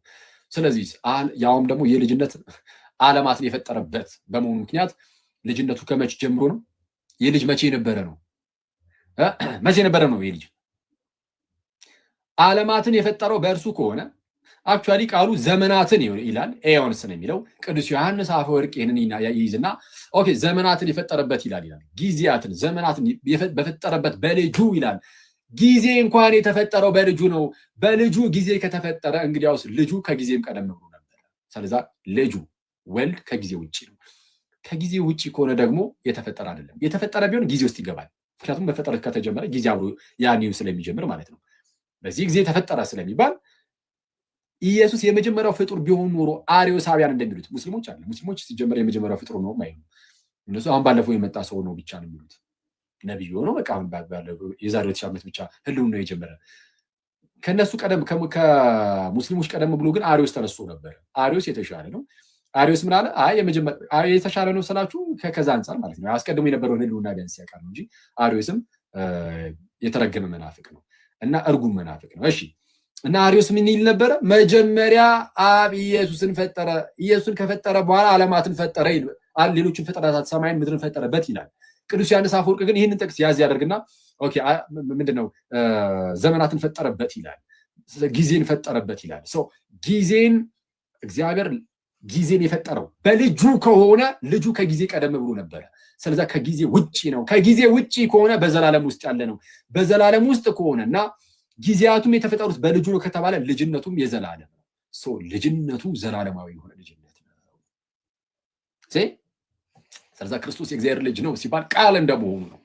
የእግዚአብሔር ቃል እንደመሆኑ ዓለማት የተፈጠሩት በእግዚአብሔር ቃል ነው አይደለ? ዓለማት የተፈጠሩት በእግዚአብሔር ቃል ነው። ስለዚህ የእግዚአብሔር ቃል የእግዚአብሔር ልጅ ነው። የእግዚአብሔር ልጅ ነው። የእግዚአብሔር ቃል የኔ ቃል ከማን ነው የሚገኘው? የኔ ቃል ከኔ ነው አይደለ? የአብ ቃል ከማን ይገኛል? ከአብ የሚገኝ ስለሆነ ልጅ ተብሎ ይጠራል። ግን የአብ ቃል ነው ሲባል አካላዊ ቃል ነው። እንደኔ ዝርው ቃል አይደለም። የኔ ቃል ለምሳሌ ጋይስ ከኔ የሚወጣው ቃል ሰው ተብሎ ይጠራል። ከኔ የሚወጣው ዝርው ቃል ሰው ተብሎ ይጠራል። የአብ ቃል ኢየሱስ ግን እግዚአብሔር ተብሎ ተጠርቷል። አብ እግዚአብሔር ነው፣ እኔ ሰው ነኝ። ከሰው የሚወጣው ቃል ሰው ተብሎ አይጠራም። በቃ የሰው ቃል ብቻ ነው ተብሎ የሚጠራው። የእግዚአብሔር ቃል ግን ኖርማል ዝም ብሎ ነው። ይሄ ከኛ ጋር ሲገለጥ የሚወጣው ዝርው ቃል ስላልሆነ አካላዊ ቃል ስለሆነ ስለ ኢየሱስ ስንናገር ከእግዚአብሔር የተገኘው ያ ቃል ግን አካላዊ ነውና እግዚአብሔር ተብሏል። ዮሐንስ ወንጌል ምዕራፍ 1 ቁጥር 1 ላይ በመጀመሪያ ቃል ነበረ፣ ቃልም በእግዚአብሔር ዘንድ ነበረ፣ ቃልም እግዚአብሔር ነበረ ተብሎ እንደተጠራ አካላዊ ነው። ቃል አካላዊ ነው። እግዚአብሔር ነው። ቃል እግዚአብሔር ነው። እግዚአብሔር ዓለማትን በቃሉ ፈጠረ፣ ሚኒንግ በልጁ ፈጠረ። ለዛ ነው ቆላሲስ ምዕራፍ 1 ቁጥር 15 ላይም እርሱ የማይታይ አምላክ ምሳሌ ነው ይልና ልጁ ኢየሱስ እኮ ነው። ከላይ ወደ ፍቅሩ ልጅ መንግስት አፈለሰን ይልና ልጅ ካለ በኋላ እርሱ የማይታይ አምላክ ምሳሌ ነው። ያው ልጅነቱ እንዴት ለየት እንደሚል እርሱ የማይታይ አምላክ ምሳሌ ነው። ልጁ በመሆኑ ምክንያት ነው እንደዚህ የተባለው። ባይዘው የባህሪ ልጁ ባይሆን ኖሮ ለማይታይ አምላክ ምሳሌ ተብሎ አይነገርም። እግዚአብሔርን የሚመስለው አለ የለም ይላል ነብዩ እግዚአብሔር ኢሳያስም።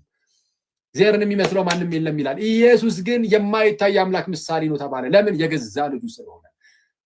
ሁሉን ወላጅ ባደረገው ደግሞ ዓለማትን በፈጠረበት በልጁ በዚህ ዘመን መጨረሻ ለኛ ተናገረን ብሎ ዕብራውያን ምዕራፍ 1 ቁጥር 2 ላይ ማለት ነው ቁጥር 3 ላይ እንዲህ ይላል፣ እርሱም የክብሩ ነጸብራቅና የባህሪው ምሳሌ ነው ይላል። ልጁን ማለት ነው። ልጁ የባህሪው ምሳሌ ነው። አረ የእግዚአብሔር የባህሪው ምሳሌ ነው። እግዚአብሔርን በባህሪው የሚመስለው አለ። ማን? ልጁ ብቻ። አንተ ትመስለዋለህ? በባህሪው አትመስለው። ማንም ሰው በባህሪ እግዚአብሔር ነው የሚመስለው በባህሪው። ልጁ ግን የባህሪ ልጁ ነውና የገዛ ልጁ ነውና ራሱን አብን ይመስለዋል።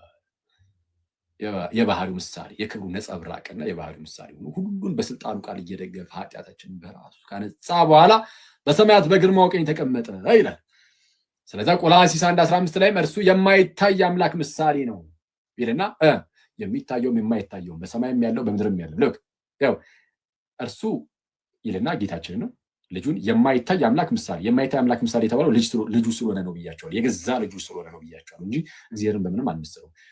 እንደዛ ካለ በኋላ በሰማይም ያለው አለ ተመልከቱ፣ በምድርም ያለው እሺ፣ የሚታየውም ኦኬ፣ የማይታየው አለቅነት ቢሆን ስልጣናት፣ ጌትነት ቢሆን ግዛት፣ ይህ ሁሉ በእርሱ ተፈጥሯልና ከፍጥረት ሁሉ በፊት እርሱ በኩል ይላል። በሰማይም ያለው በልጁ ማለት ነው አይደል? ልክ በሰማይም ያለው በምድርም ያለው የሚታየው የማይታየው አለቅነት፣ ስልጣናት፣ ግዛት፣ ጌትነት ሁሉ በእርሱ ተፈጥረዋልና ከፍጥረት ሁሉ በፊት ምንድነው? ከፍጥረት ሁሉ በፊት ፍጥረት ከሚባል ነገር ሁሉ በፊት በኩር ነው። ፍጥረት ከሚባለው ነገር ይነጠረውና ከዛ ፍጥረት ከሚባል ነገር ምናምን በፊት ምንድነው? ፍጡር ነው አይልም። በኩር ነው። ኦኬ፣ በኩር ልጅ ነው። ፕሮቶቶኮስ ልጅ ነው። ከፍጥረት ሁሉ በፊት በኩር ነው። ፍጡር ነው የሚለውን ቃል አልተጠቀሙም። ባይዚ ላይ አንድ ሊቅ ይህንን ያነሳና ስለሌላው ሲናገር ፍጥረት እያለ ይናገራል። ልክ እሱ ጋር ሲመጣ ግን በኩር ነው ይላል። አርጊንስ ነው።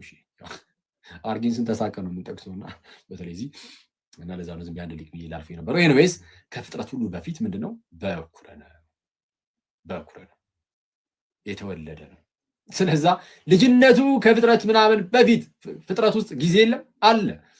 ጊዜ ፍጥረት ውስጥ አለ። ስለዛ ከጊዜ በፊት በኩር ነው። ስለዛ ያሉ ፍጥረታትን ሁሉ በእርሱ ተፈጠሩ። ስለዛ ሁሉ የእርሱ ናቸው። ልጅነቱን አያችሁት?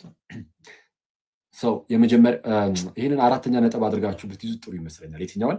ቆይ የመጀመሪያው ነጥብ ምን ሰጥቻችሁ ነበር? እንከልስ። የመጀመሪያው ነጥብ ኢየሱስ እርሱ የእግዚአብሔር የገዛ ልጁ ነው የሚል አሳየኋችሁ። ኢየሱስ የገዛ ልጁ ነው። አብም የገዛ አባቱ ተብሎ የተጠራው ለእርሱ ብቻ ነው። ሌላ መጽሐፍ ቅዱስ ማስረጃ ማንም ሰው ማምጣት አይችልም። የገዛ ልጅ ተብሎ አያመጣም። ስለዛ ብቻውን የገዛ ልጅ ነው። የገዛ ልጁ በመሆኑ ምክንያት ብቸኛ ልጁ ሆኗል። ብቸኛ ልጁ ነው። በቃ የገዛ ልጁ የአብ የገዛ ልጁ ኢየሱስ ብቻ ነው፣ እኛ አይደለም። የገዛ ልጁ ማለት ከእርሱ የሚገኝ ስለሆነ ብቸኛ ልጁ ነው። ሁለተኛው ነጥብ እርሱ ነው። ኢየሱስ ብቸኛ ልጁ መሆኑ ከኛ ይለየዋል። እኔ ብቸኛ ልጁ ነኝ የሚል አለ? ለአብ ብቸኛ ልጁ ነኝ የሚል በነጠላ ራሱን ብቻ ወክሎ ማለት ነው። ብቸኛ ልጁ ነኝ የሚል የለም። ኢየሱስ ግን ብቻውን ልጅ እንደሆነ መጽሐፍ ቅዱስ በተደጋጋሚ ነግሮናል። ሶስተኛ በንጽጽር አሳይቻችኋለሁ። የእርሱ ልጅነት ከሌላው አንጻር ከመላእክት ጋር አነጻጽሬላችኋለሁ። መላእክት ከክርስቶስ ጋር ሲሆኑ አብረው ልጅ እንኳን ተብሎ ሊጠሩ እንደማይችሉ ይልቁንም ባሪያ ሆነው የእግዚአብሔር መላእክት ሁሉ ለበኩ እንደሚንበረከኩ እንደሚሰግዱ የእግዚአብሔር መላእክት ሁሉ ለእርሱ ይስገዱ ይላል ተብሎ እንደተነገረ ከሙሴ ጋር አወዳድሬላችኋለሁ። ዕብራውያን 3ን ከመላእክት ጋር ዕብራውያን ምዕራፍ 1 ቁጥር 5 ጀምሮ ያለውን ከሙሴ ጋር ዕብራውያን ምዕራፍ 3 ቁጥር 5 ጀምሮ ያለውን ጠቅሼላችሁ ሙሴ ይመጣ ዘንድ ላለው ምስክር ሊሆን በቤቱ ሁሉ ላይ እንደ ሎሌ የታመነ ነበር፣ እንደ ባሪያ የታመነ ነበር። ክርስቶስ ግን በቤቱ ላይ እንደማን? እንደ ልጅ የታመነ ነበር። እንደ ልጅ ብሎ ሙሴ አብሮ ከክርስቶስ ጋር ሲቀርብ ልጅ መሆን እንዳልቻለ አሳይቻችኋለሁ። ስለዚህ የክርስቶስ ልጅነት ፍጹም ልዩ ነው። ከአጠቃላይ ከነቢያት አንጻር ደግሞ አሳይቻችኋለሁ። ዕብራውያን ምዕራፍ 1 ጠቅሼ እግዚአብሔር ከጥንት ጀምሮ በብዙ አይነትና በብዙ ጎዳና ለአባቶቻችን በነቢያት ተናግሯል። ለአባቶቻችን በነቢያት ነበር የተናገረው። ለእኛ ግን በነቢዩ ነው በልጁ ያው ምን ባደረገበት? ዓለማትን በፈጠረበት በልጁ። ስለዚህ ከነቢያት አንጻር አድርጌ በንጽጽር እንደዚህ ያሳየኋችሁ። አራተኛ ነጥብ አድርጋችሁ እንድትወስዱልኝ የፈለግኩት ልጅነቱ ቀጥታ የገዛ ልጅ ከመሆኑ አንጻር የአብ የባህሪው ምሳሌ ተብሎ እንኳን እስኪጠራ ድረስ ነው። ስለዚህ ዓለማትን የፈጠረበት ከመሆኑ አንጻር እሱን ያዙት። ማለትም ዓለማትን በፈጠረበት በልጁ ነው ያለው። ጊዜያትን በፈጠረበት በልጁ ነው ያለው። አንደኛ እሱን ያዙ። እርሱም የክብሩ ነጸብራቅና የባህሪው ምሳሌ ነው ብሏል። የባህሪው ምሳሌ መሆን የሚችል ማንም የለም። እግዚአብሔር በባህሪው ይመስላል የለም። እግዚአብሔር በምን ትመስሉኛላችሁ ያለውን እግዚአብሔር ለዛ እኮ ነው። ስለዛ የባህሪው ምሳሌ የሆነው የገዛ ልጁ ስለሆነ ነው እንጂ ሌላማ ማንም አይሆንም። ፍጥረት ምናምን አይሆንም። ኢየሱስ ግን የገዛ ልጁ ስለሆነ የባህሪው ምሳሌ መሆን ይችላል። ቆላሲስ ይሄ ዕብራውያን 1:3 ላይ ነው። ቆላሲስ 1:15ንም ጠቅሼላችሁ ነበር። የማይታይ አምላክ ምሳሌ ይለውና እሺ ከዛስ በሰማይም ያለው በምድርም ያለው የሚታየው የማይታየው አለቅነት፣ ስልጣናት፣ ግዛት፣ ጌትነት ሁሉ በእርሱ ተፈጥረዋልና ከፍጥረት ሁሉ በፊት እርሱ በኩር ነው ይላል። ስለዛ የማይታይ አምላክ ምሳሌ ሆኖ የገዛ ልጁ ከመሆኑ አንጻር ነው እና ከፍጥረት አንጻርም ይሁት ዓለማት ሁሉ የተፈጠሩት ጊዜያት ሁሉ የተፈጠሩት በእርሱ ስለሆነ ከጊዜ በፊት ነውና ከዘላለም ነው ደግሞ የእርሱ ልጅነት። ስለዚህ ይለያል። ከዘላለም ልጅ ሆኖን ከራስ ጋር ታነጻጽራለህ እንዴ? ማይ ብራዘር የባህሪ ልጅ ሆኖ ወይም የገዛ ልጁ የሆነውን እርሱን ከራስ ጋር አጣይት አይነጻጸርምና ሰው የክርስቶስ ልጅነትን ከዚህ አንጻር ልንመለከተው ይገባል። እና ኢየሱስ በዚህ ደረጃ ከሆነ ልጅነቱ የመጻፋቸው ምክንያት ራሱ ይሄ ሆኖ ልናገኘው እንችላለን። ለምሳሌ ዮሐንስ ወንጌል ታላቅ የሆነ ወንጌል አይደለም?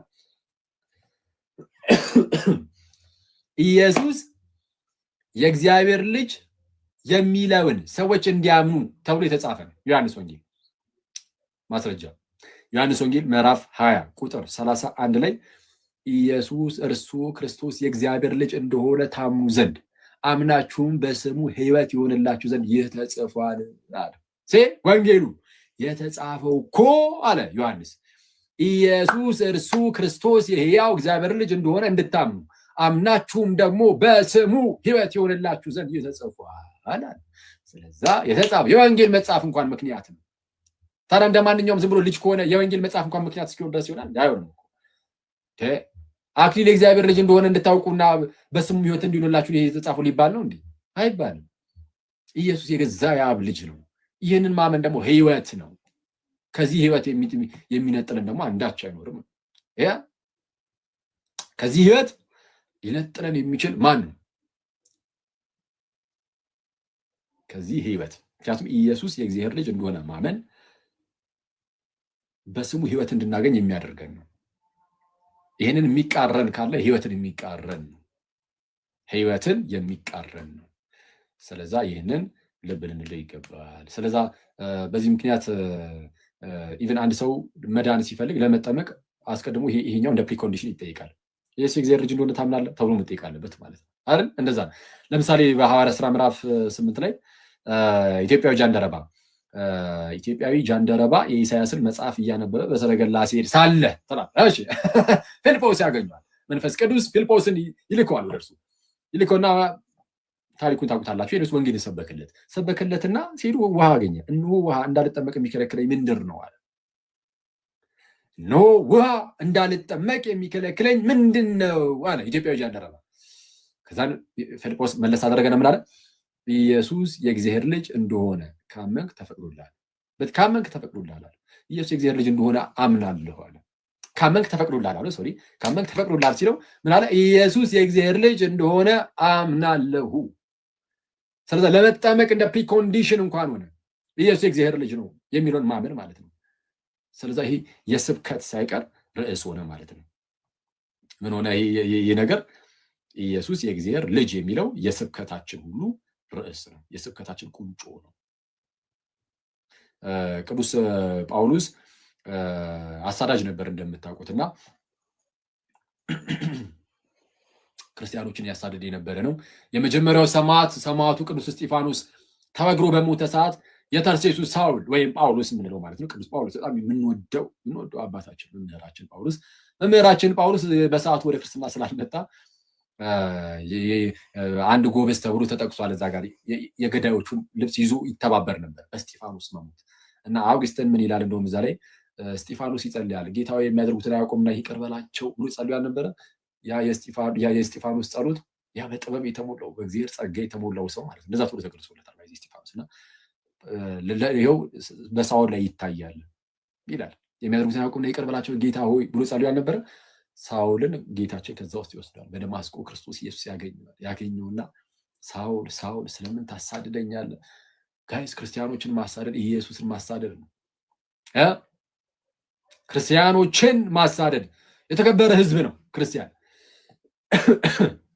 ክርስቲያን ብልጫ አለው። በምድር ላይ ስንኖር አይደለም ማለት በምድር ላይ እንደው አብረህ ትኖራለህ ተቻችለህ ተፋቅረህ ምናምን። በመንፈሳዊ ዓለም ግን በፈጣሪ ዘንድ ግን ክርስቲያን ብልጫ ነው። የእግዚአብሔር ሕዝብ ነው። በእግዚአብሔር መንግስት ውስጥ ያለ ነው። ስለዚህ ክርስቶስ ማን ነው? ይህንን ሕዝብ ይህንን የእግዚአብሔር ሕዝብ እነዚህን ክርስቲያኖችን ይህን የእግዚአብሔርን ሕዝብ መንካት ማለት ክርስቶስን መንካት ነው። እንዴ በዛ ደረጃ ነው። ይህንን ሕዝብ እኛ እንደው ለእግዚአብሔር ሕዝቦቹ እንሁንለት እንጂ በህይወታችን አስቀያሚ ሆነን ክርስቶስን ማሳየት ከበደን እንጂ የምርም የእግዚአብሔር ሕዝብ እንሁንለት እንጂ የእግዚአብሔርን ሕዝብ መንካት ማለት የክርስቶስን ሕዝብ መንካት ማለት ክርስቶስን መንካት ነው። ስለዛ ምን አለው ጌታችን ኢየሱስ ጳውሎስን ሲያሳድድ ስለነበረ ክርስቲያኖችን፣ ሳውል ሳውል ስለምን ታሳድደኛለህ? ኧረ አንተ ማነህ ጌታ ያለው? አንተ የምታሳድደኝ የናዝሬቱ ኢየሱስ ነኝ አለ። አንተ የምታሳድደኝ እንዴት አሳደደው? ክርስቲያኖችን በማሳደድ ክርስቲያኖችን ማሳደድ ክርስቶስን ማሳደድ ነው። ክርስቶስን የሚያሳድድ ካለ ዋጋውን ነው የሚያገኘው። በፍርድ ቀን ዋጋውን ያገኛል። ግን እኛ ለክርስቶስ ህዝቡን እንሁንለት፣ ክርስቶስን መምሰል መለማመድ አለብን እና እንደዛ ነው እናንተ ሰዎች። ስለዚህም ጳውሎስ ይቅርታ ይህን ያነሳውበት ምክንያት ምንድነው? ጳውሎስ ወደ ክርስትና ተመልሶ ማለት ነው። ሐዋርያት ሥራ ምዕራፍ 9 ላይ ነው አይደል ያለው ታሪኩ። ሐዋርያት ሥራ ምዕራፍ 9 ላይ ከሐናንያ ጋር ምናምን ተገናኝቶ ምናምን ነገር 22 ምዕራፍ ላይም ታሪኩ ያው ይነገራል በጳውሎስ። ግን ያው ሲኩዌንሱን ጠብቀን ስንሄድ ሐዋርያት ሥራ 9 ምዕራፍ አካባቢ ላይ ያለው የሚመጣውና ገና ከመምጣቱ በምኩራቦቻቸው ገብቶ ይላል ሐዋርያት ሥራ ምዕራፍ 9 ቁጥር 20 ላይ ወደ ምኩራቦቻቸውም ገብቶ ኢየሱስ የእግዚአብሔር ልጅ እንደሆነ ይሰብክ ጀመራል። የጳውሎስ የስብከቱ ጅማሬ የቤተ ክርስቲያናችን መሰረት የሆነው ትምህርት ኢየሱስ የእግዚአብሔር ልጅ የሚለው ነው። የጳውሎስ የስብከቱ መጀመሪያ ምን የሚለው ነው? ኢየሱስ የእግዚአብሔር ልጅ ነው ብሎ በምኩራቦቻቸው መስበክ ነው። ይሄ ታላቅ የሆነ ኮንፌሽን ነው። ለምን መሰላችሁ ትልቅ የሆነው? ኢየሱስ የእግዚአብሔር ልጅ እንደሆነ አንድ ሰው ካመነ በክርስቶስ በኩል የተገለጠውን ሁሉ አሜን ብሎ ይቀበላል። አየህ፣ በዚህ ምክንያት ወደ እግዚአብሔር ይቀርባል። በልጁ በኩል ካልሆነ ቤትም መቅረቢያ የለም። ልክ ጌታ ምሳሌ እንደሰጠ ማለት ነው። አንድ ክፍል ላይ ለነዛ አደገኛ ገበሬዎች ባሪያዎችን ይልክ ነበረ እንዲሰበስቡ ማለት ነው ምርት። ባሪያዎችን ሲልኩባቸው ኧረ ቆይ ብሎ ገደሏቸው። ባሪያዎችን ጌታቸው የሚልካቸውን ባሪያዎች ማለት ነው፣ ነቢያትን ለማለት ነው ምሳሌው። ገደል ነቢያትን ሲልኩ አንዳንዶቹን ገደሏቸው፣ አንዳንዶቹን ወግረው አባረሯቸው። ልጄንስ ያፍሩታል ብሎ መጨረሻ ላይ ልጁን ላከ ይላል። ልጁን ደግሞ ወራሹ መጣ ብሎ ገደሉታል። ልክ እንደዚህ ነው። ነቢያትን እግዚአብሔር ላከ፣ መጨረሻ ላይ ልጁን ላከ። ከልጁ በኋላ ነቢይ የለም። ከልጁ በፊት ብዙ ነቢያት መጥተው ነበረ፣ ግን የነቢያት ሁሉ መደምደሚያ ኢየሱስ መጣ። ስለዛ መጨረሻ ላይ በልጁ ተናገረ። ተመልሰን በነቢያት እንስማ አንልም። በልጁ የሰማን ሰዎች ድጋሜ በነቢያት እንስማ አንልም። አሁን በልጁ ተነገረን። ልጁ ንጉሳችን ሆነ፣ መንግስቱን አቋቁሞልናል። ቤተክርስቲያንን በመንግስቱ ውስጥ አለን፣ ጸንተን እንኖራለን። ጋይስ በመንግስቱ በኢየሩሳሌም ሰው እሱ ንጉሳችን ነው። እንዲህ ብለን መጨረሻ ላይ ንጉሱ ይመጣና መንግስቱን ይዞ ይሄዳል። አለቀ። እንደዛ ነው እና የእግዚአብሔር ልጅ ጸጋ በሁላችን ላይ ይሁን። ይሄ ነው እናንተ ሰዎች ይብቃል። ስለዛ እነዚህን እንዳትረሱ እሺ። እነዚህን ነጥቦች ኢየሱስ የገዛ የአብ ልጁ፣ ስለዛ አብም ለኢየሱስ የገዛ አባቱ የሚለውን፣ ኢየሱስ ብቸኛ ልጁ የሚለውን፣ ሶስተኛ በንጽጽር ደረጃ ከሌሎች ልጆች ተብሎ ከተጠሩት ጋር አነጻጽር ይላቸዋለሁ ከመላእክት ከሙሴና ከሁሉም ነቢያት ጋር። ዘን አራተኛው ነጥባችን ደግሞ ኢየሱስ የእግዚአብሔር ልጅ ሲባል ከባህሪው አንጻር የባህሪው ምሳሌ ተብሏል። የማይታይ አምላክ ምሳሌ ተብሏል። እሱ ውስጥ አካተን ደግሞ ከዘላለም የሆነ ልጅነት እንዳለው አሳይተናል። ከፍጥረት ሁሉ በፊት ልጅ እንደተባለ አይደለ? ዘና አምስተኛ በምን አጠቃለን ነው? በዚህ ምክንያት የወንጌል መጽሐፍ እንኳን ምክንያት ሆኗል። ኢየሱስ የእግዚአብሔር ልጅ እንደሆነ ታምኑ ዘንድ አምናችሁ በስሙ ሕይወት ይሁንላችሁ ዘንድ ተብሎ እንኳን እስኪነገር ይሄ ተጽፏል ተባለ። ኢየሱስ የእግዚአብሔር ልጅ እንደሆነ እንድታምን የተጻፈው እስኪባል ድረስ ለመጠመቅ እንደ ፕሪኮንዲሽን ሆኗል፣ እንደ ቅድመ ሁኔታ ይህን ማመን። ስለዛ ትልቅ ነገር ነው ማለት ነው። እንደ ማንኛውም አይደለም፣ እንደ ማንኛውም ልጅነት አይደለም ማለት ነው። የጳውሎስ የመጀመሪያው ስብከቱ እንደሆነ አይተናል። ጳውሎስ ገና ወደ ክርስትና ከመምጣቱ ኢየሱስ የእግዚአብሔር ልጅ እንደሆነ በምኩራቦቻቸው መስበክ ጀመረ። በዚህ ደግሞ ጨረስን ማለት ነው። ስለዛችን ያዝ አድርጉና ይሄ እኮ እንዲህ ተብሎ ምናምን አቀላጥፏት ምናልባት ዩቲዩብ ላይ ምናምን ሊለቀቅ ስለሚችል ሌሎች ዩቲዩቦች ላይ ወይ ከሱ ላይ ምናምን ቢሆን ትንበሉ ወይ ደግሞ ቴሌግራም ላይ ኑና በሉ ሐዋርያዊ መልሶች የሚል የቴሌግራም ቻናል አለ። ግሩፑን አይደለም፣ ግሩፑን ሪኮመንድ የዱርዬዎች ስብስብ ቀስ ብላችሁ እየተላመዳችኋቸው ተቀላቀሏቸው እና ቻናሉን ግን ተቀላቀሉና አክቹዋሊ ቻናሉ ግን ዝም ብላችሁ ግቡበትና እዛ ላይ አስቀምጥላችኋለሁ። ጥቅሶቹን አስቀምጬላችሁ ታዩትና በደንብ ትለማመዱታላችሁ። መጀመሪያ እናንተን ይዋሃዳችሁ ምናምን ከዛ በኋላ ያው ታውቁታላችሁ። እርግጡላችሁ ዝም ብላችሁ ያዟትና ጥቅሱን ተጠቀሙት ከጓደኞቻችሁ ጋር በመስሪያ ቤት፣ በትምህርት ቤታችሁ፣ ዩኒቨርሲቲ፣ ሃይስኩል ምናምን እና በየትኛውም አጋጣሚ እንደዛ ተጠቀሙ። በቤታችሁ ውስጥ ለተናናሽ ወንድሞቻችሁ